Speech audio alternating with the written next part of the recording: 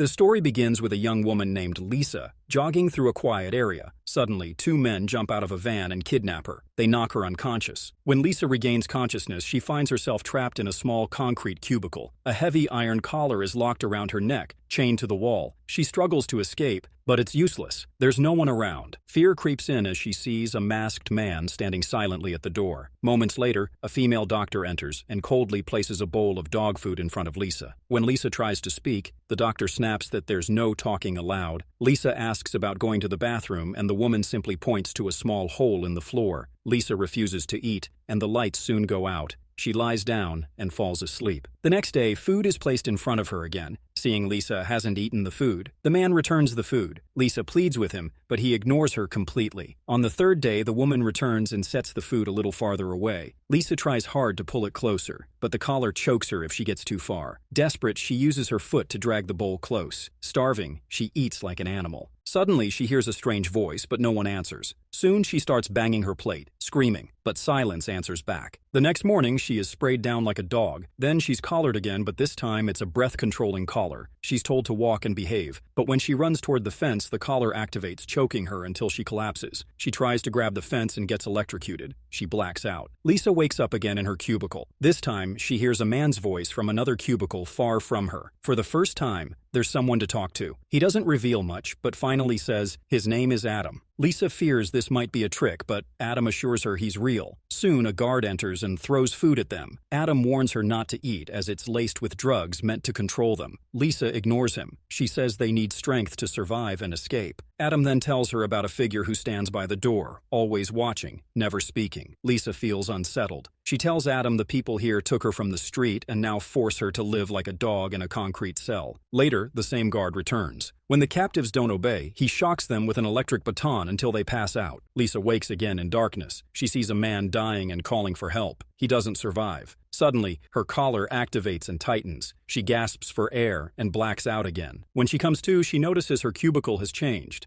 Now, Adam is closer. She feels comfort in his presence and tells him he didn't need to help her. She asks where they had taken him. He says it was a small, dark room, and Lisa says that he saw her ex-boyfriend there from 3 years ago. Lisa gently tries to comfort him, saying things will get better. She asks about his family. Adam reveals he is the youngest sibling, and his oldest brother was extremely violent. One day, while Adam played his brother's PlayStation in secret, he lost track of time. His brother came home furious and beat him so badly his legs broke. Lisa quietly relates. She says her older brother was the same. Their mom worked nights, and her brother was left to care for her. At first, he seemed loving, but one day, he locked her in the basement. When their mother went away for a weekend, her brother never came home. She stayed locked down there for 2 days, and that was just the beginning. For years after, he continued hurting her the same way. A guard enters and provides them food. Lisa reaches for it once again. Adam tries to stop her, but this time the meal smells and tastes better than anything before. She begins eating. Unknown to her, the food is laced with a strong hallucinogenic drug. Soon, both she and Adam start to lose grip on reality. Under the influence, Lisa imagines herself getting close to Adam, emotionally and physically. When she regains full consciousness, there's a soft smile on her face. She feels happy, even though the situation hasn't changed. Now, she and Adam find themselves in cells placed right next to each other. Lisa asks how Adam slept, and he says it was the best sleep he has had in days. They realize they've been moved again, and Adam thinks the timing is perfect to talk about an escape plan. He tells her he has some ideas, but they're still incomplete. Lisa agrees, but reminds him that as long as the collars are still on them, they remain completely under control. Adam starts inspecting her collar, trying to find a way to weaken or disable it. As they lean closer, a guard suddenly appears and warns them not to touch each other. Lisa doesn't back off. The guard activates her collar remotely. She gasps, struggling for air, and passes out again. The next day, when food is delivered by a female doctor with a pole, at that very moment, Adam pulls the pole and hits her on the head. She stumbles. Adam quickly grabs her key and unlocks his collar, then rushes to free Lisa. Lisa hesitates, scared that they're being watched through cameras. But Adam urges her to trust him. As she stands, she suddenly swings the metal plate and knocks Adam out cold. Then she turns toward the camera and signals them to come in. The scene shifts to Lisa now sits calmly in a room filled with monitors. She watches Adam on the screen lying unconscious. 2 of her colleagues arrive, George and Erica. George asks what happened and why she's getting emotionally involved with the subjects. Erica adds that none of this was expected when they first designed the experiment. Lisa explains this was supposed to be a behavioral experiment, but it has become something darker. Suddenly a phone rings. It's Fisher calling. All three freeze. George answers nervously. Fisher immediately asks why the cameras are off. George lies and says it was a power outage, and they are currently resetting the systems. Later, Lisa returns to her cubicle. Upon asking, Erica assures Lisa that no psychotropics drugs are involved in this case. Erica assures her that she is the only family she has. Lisa finally agrees to everything. She is grateful because without Erica, she would have never reached this point. Guards then bring Adam and place him in the cell next to hers. George watches them through the cameras. Back inside, Adam slowly wakes up. He remembers the key and how close they were to escaping, but Lisa assures him that nothing like that happened. He was hallucinating. Maybe they are really putting something in their food. The next day, they are left in open. They are told to walk. Lisa and Adam begin strolling calmly. Lisa asks what the goal of this experiment really is. Adam thinks maybe they just want to see how far people can be pushed before they break. As they get closer to the fence, Adam reaches out and touches it. Nothing happens. He tells Lisa he's been here before. He had tried this once already. In desperation, he had even considered ending his life. Lisa asks if he really wants to die. Adam says if he has to die, he'd rather do it on his own terms. Lisa suggests they try escaping one more time, so they both run, racing toward the fence, giving it everything they have. But their collars activate. They gasp. Lisa collapses backward, choking. Adam reaches the tire barrier, looks back but chooses Lisa. He runs back, grabs her hand, and they both fall unconscious.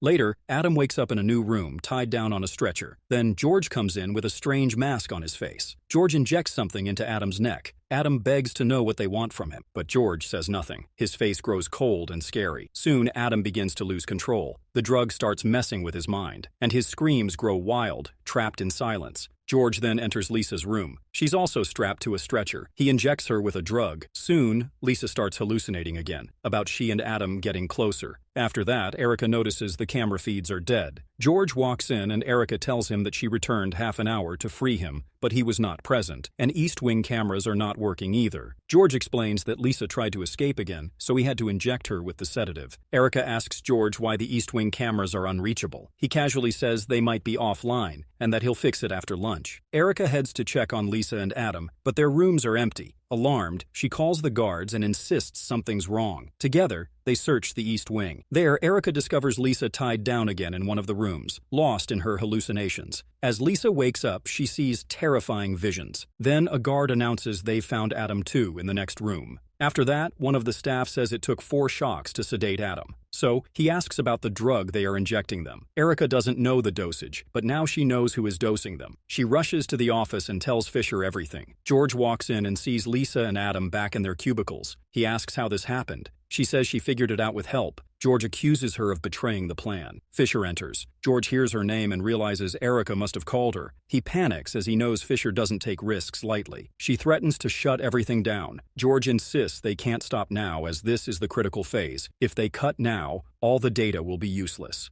Fisher looks at the monitors. She notices Lisa and Adam are asleep, though it's not sleep cycle time. George confesses he sedated them. Fisher is furious. She reminds George this is only a behavioral experiment, and he has no medical training. She's the only authorized person to administer anything. George has crossed the line. Fisher orders Erica to take Lisa out immediately. Then she grabs a syringe and heads to a private room where Lisa is barely conscious. Fisher injects her with a reversal dose of adrenaline to wake her up. Fisher turns off the cameras as he realizes George is watching them. Erica returns. George tells her that Fisher shut the cameras and may be reporting them. George grows nervous. On the other hand, Lisa finally wakes up. Fisher calmly tells her that she brought her out because she needs answers. She asks if Adam was ever part of the original list. She has all other subjects' consent forms except his. Lisa says nothing. Fisher says if something happens to Adam, the blame will fall on her, not Lisa. She announces the experiment is over. Lisa pleads to talk later. Fisher refuses as she believes Lisa is hiding something. She asks why there's no record of Lisa's past as no transcripts, no contacts, no emergency. Lisa has even been receiving medication under a false ID. Suddenly, Lisa grabs Fisher's throat and starts choking her, and Fisher collapses. Realizing what she's done, Lisa panics. Lisa injects Fisher with a massive dose of drug. Then she stores her body in one of the hidden compartments. Lisa remains cold and distant as Fisher begs her for help. She slams the door shut on her face, showing no mercy. Meanwhile, George pressures Erica, questioning why she ever called Fisher. George shifts blame,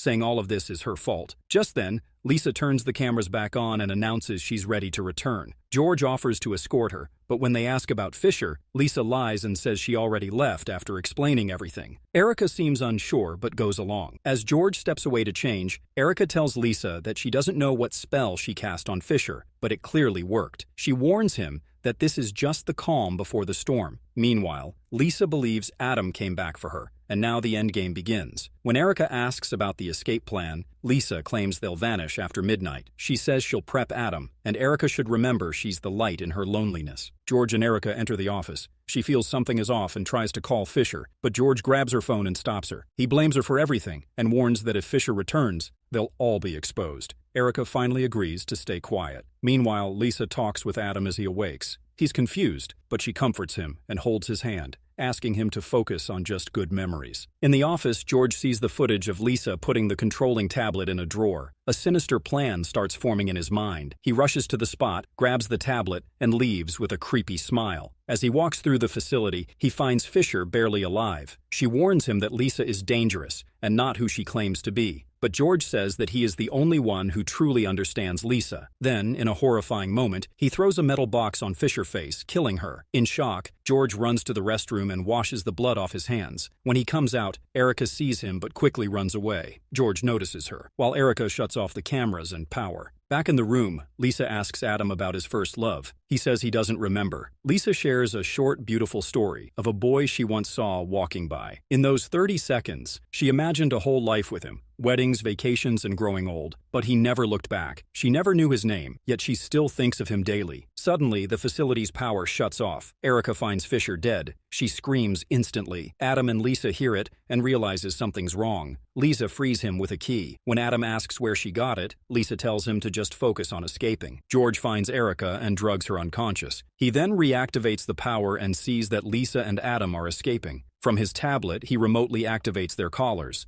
Lisa and Adam start to suffocate and fall unconscious. Adam and Erica wake up tied to chairs in the same room. Erica stares in shock and tells Adam that even if he doesn't remember her, he must listen now. But Adam says he does remember that he's one of them. Erica explains she was one of them, but now she's just a subject and a friend of Lisa's. They must escape. She asks about Lisa, but Adam demands to know where Lisa is and what they did to her. Erica admits she has no idea. Everything is out of control now. Adam presses harder, and Erica finally reveals the truth that it was all a behavioral experiment funded by the university, where humans were treated like animals. Lisa was the one who tracked Adam, obsessed with him since she first saw him. She did everything to pull him in. Adam is shaken, unable to believe it. The same twisted story that Lisa once told now plays out before him. He wonders if they're trying to get in his mind. Erica calms him and says she knows a way out, but he'll need her to reach it. Adam hesitates, so Erica, in order to gain his trust, she says him that when Adam tried to escape, he hit her and stole the keys. But Adam insists it was just an hallucination, not real. Erica says that it was real and now no one's coming for their help. She tells him the story about Lisa's brother, the one she had shared with Adam to connect. But it wasn't real. She had told the same lie to Erica too, but that time the captive was her mother actually. These stories were tools to get into people's minds. Meanwhile, Lisa strangled to a wheelchair, in the office watching everything on screens. She curses at what's happening. Just then, George walks in and asks what kind of view this is. Lisa starts panicking, but George says it's all real. Lisa insists Erica is destroying everything, and only Adam's escape can fix this.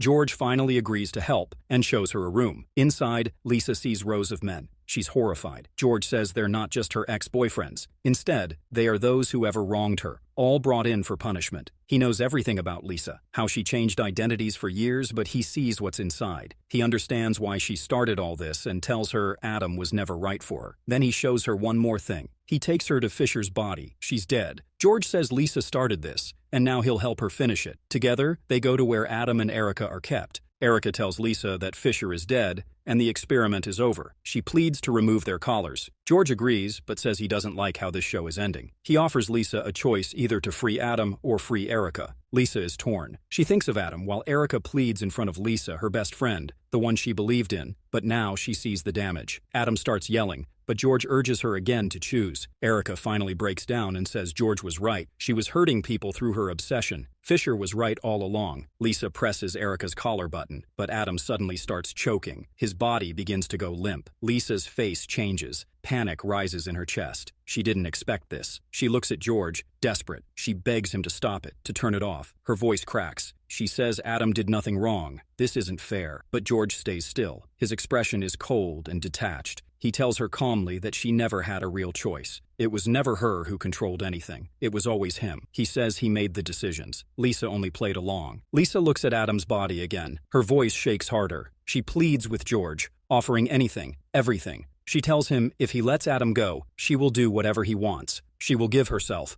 At that moment, Adam's collar deactivates. He gasps slightly, but just then, George presses Erica's button instead. Erica starts choking. Her body twitches. George watches with calm eyes. He says he made his decision. He chose Adam. Lisa chose Erica. Now they've both lost. He says no one will ever know what happened. They'll walk away. Everything will be erased. But as Erica and Adam gasps, Lisa says Adam doesn't have to die. George stops. He hears her. His eyes twitch slightly. Even now, Lisa is thinking about Adam, not Erica, not the one who loved her. George breathes deeply. He turns off Erica's collar. Then, with one click, he activates Adam's again. Adam starts choking once more. Lisa cries out. She begs George again. Her voice is raw. She says he can have anything. She'll give him what he's wanted from the beginning. George laughs. He tells her it's too late. He already took everything. He reminds her of the nights she thought Adam was close to her, the comfort she felt, the safety. It was never Adam. It was him. He was there. Lisa's eyes shift slightly, but she doesn't break and says to build a real relationship with Lisa. George watches her. His voice softens. He asks if she's serious. Would she really be with him? Leave all this and walk away with him?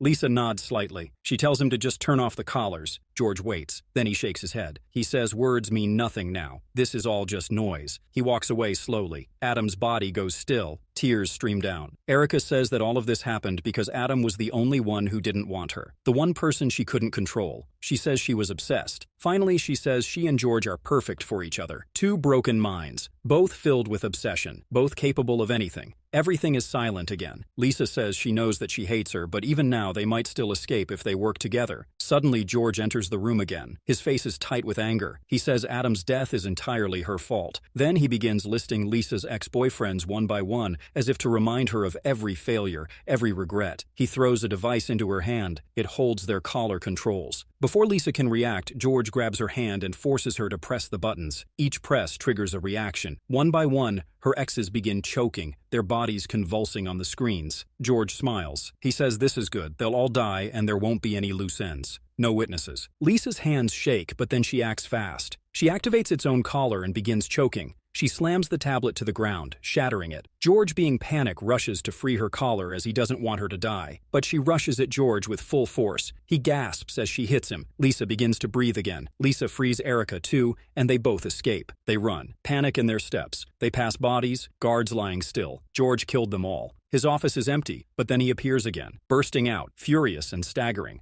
Lisa and Erica duck into a nearby room. Their breathing is heavy, but George sees them. He starts chasing. The hallway echoes with his steps. As he grabs Lisa, trying to shock her again, she pulls away. She enters a room, changes direction, and just then George catches up. He pins her, holding a metal rod tight across her throat. Lisa gasps. Her eyes start closing. She sees Erica close to her. Meanwhile, Erica gathers all her courage and hits George with a wrench. He lies down. He collapses, unconscious. The silence returns for a moment. Lisa breathes heavily, still trembling, but alive. After some time, when George awakes, he is now tied to a table. Without mercy, they fit him with the breath-controlling collar. Erica activates it. George gasps. He can't breathe. His body convulses. His screams muffled. Erica turns her eyes away. She can't watch it. Lisa stands firm. Then, Erica says she almost escaped. She had reached the door, but she couldn't leave Lisa behind. With emotion in her voice, she says she loves her. That's why she came back. Meanwhile, Lisa grabs the wrench and turns to Erica. In a sudden twist, Lisa strikes Erica on the head with the wrench. Erica collapses to the ground. Lisa breathes heavily, looks down at her, and says she never wanted to do this. She turns to Erica. Her voice is soft but steady. She says she wasn't lying when she said that she needed Erica for the escape. She says that her identity is now Lisa's. Lisa says she wasn't lying before, as she really saw Erica as family, and family means sacrifice. That's what it's all about. And Erica is sacrificing herself for Lisa. Laughing, she wears her white coat and she walks out of the building, the fire burning behind her in the building.